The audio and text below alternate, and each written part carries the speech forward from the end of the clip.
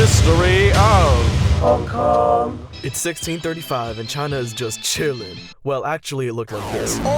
And Britain, more specifically the East India Company, wants some of it. Hello there. Can we trade with you? Hell nah, go brush your teeth. Wait, no, please. Okay, fine, but only in Guangzhou. So Britain and China traded for a while, and in 1759 the Canton system was set in place, allowing for trade only through ports of Guangzhou. The Qing dynasty absolutely dominated trade. They only allowed British to trade with 13 groups of merchants and didn't let British people learn Chinese. Ni hao, I would like to buy your tea. 我靠，这傻逼老外是谁？怪喽。 Wait, this isn't fair. I can't understand anything you guys are saying, and that gives you the upper hand in trading, and I'm British, and that makes me very mad. I want to learn Chinese. No. So now it's 1781 and the ports of South Guangzhou are serving. They got tea, silk, porcelain, and meanwhile British got jack shit. So now there's a trade deficit and Britain's like, Oh, we're buying so much stuff from China.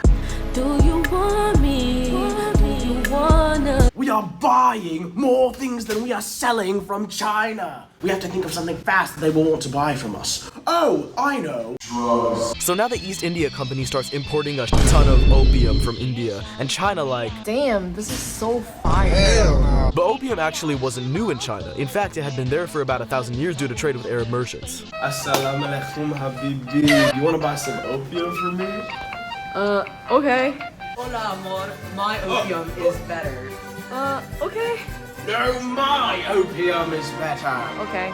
But unlike the Portuguese, we will be here every day. So everyone in China gets hooked on opium and the government bans it, and the British are like, No, I want my silver. so the British come up with a logical and civilized conclusion: sell it illegally, which leads the Chinese government to become really strict about drugs, and so they begin seizing and destroying opium shipments. Hey girl, I'm back with more opium. Freeze, you're under arrest. You can't arrest me. I'm white. This is word.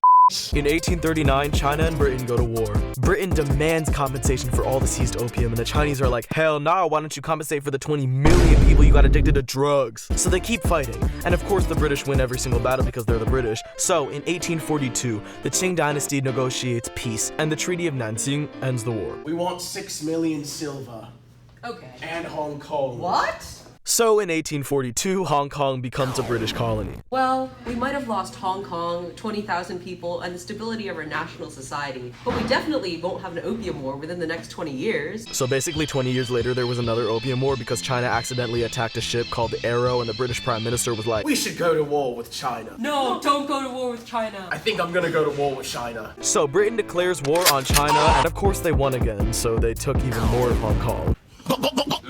This tea is really good. We should pretend we invented it and make it an integral part of our national identity, even though we only started drinking it in the 17th century.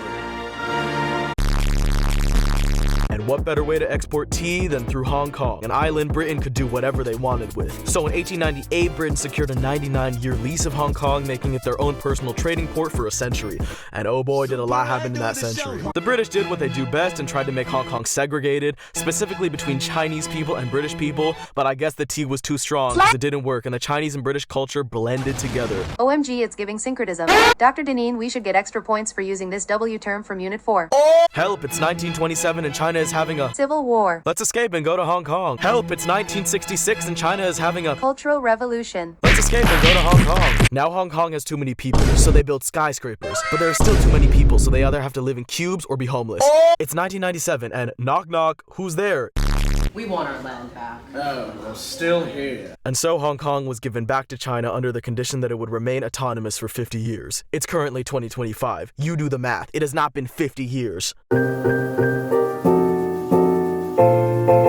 When Hong Kong was given back to China, Deng Xiaoping came up with the one country, two systems policy, which he wanted to apply to Hong Kong and Macau. Well, I think Hong Kong is going to be pretty unstable in the upcoming years. But if we have the power to intervene, then we are able to solve all the problems. And so, as a special administrative region of China, Hong Kong was able to maintain their own currency, their own economic system of capitalism, their own legal system, and more, while officially being under the control of China. And everyone was happy now, right? Wrong. In 2014, Xi Jinping started making changes. Hey Hong Kong, just so you guys know, Hong Kong's autonomy isn't full autonomy, it's determined by the Chinese government, so we control your autonomy. Also, when you elect your chief executives, all your candidates have to be approved by us first. This decision led to the Umbrella Movement, which started as student protests but became protests that included the general public. In the end, Hong Kong became a lot more integrated into Chinese society. But we should never forget the unique history of Hong Kong.